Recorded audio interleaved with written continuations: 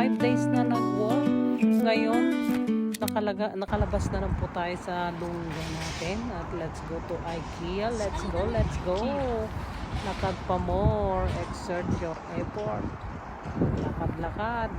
Para nalaki naman ng muscle. Hindi lang po nakaupo at kain ng kain, lamon ng lamon. Pwede rin po tayong mag-exercise sa loob po ng factory ng IKEA. Nakikita po natin ang mga iba-ibang klaseng mga gamit na pwedeng pang display, at kung yung mga gustong bumili ng mga bagong kagamitan, punta lang po kayo sa IKEA. Magiging model po tayo ngayon kasi ituturo po kayo sa loob kasi malawak po ang place ng IKEA. So, sino mang nagbabalak na bumili ng bahay, yan po, may idea po kayo. Punta lang po kayo dito. At makakita na po kayo ng napakarami at hindi mo na lang po anong bibilhin mo. Si Elise, window shopping lang po kasi wala pong pambili. Sana all na lang po sa mga nagbabalak na bumili ng bahay. Magpapabagong bahay ulit sila, kaya sinamahan ko lang po. Sabit lang po si Elise, kaya wag po kayong mag-alala, wala po akong gagastusin dyan. Patingin-tingin na lang po na hindi po makabili.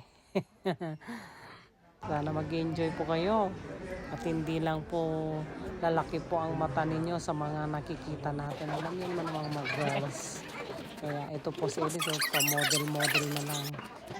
Pasensya na inyo na lang po ang nakakasawang mukha ko po. Kasi trip by trip ba. Nagagandahan din po ako. Kasi okay na. Sana all na lang po tayo. Where's Mame?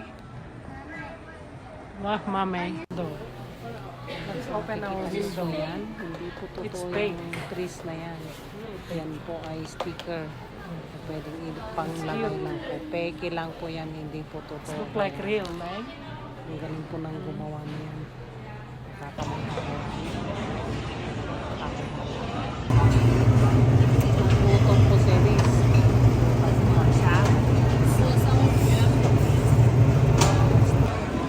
Ang subo yung bakit lang.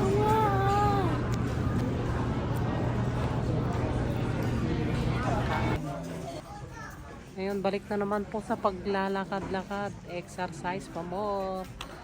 Sa cookware naman po tayo. Napadpad. Hanggang sa napauwi. At lilipat na naman ng ibang mapuntahan. Thanks for watching.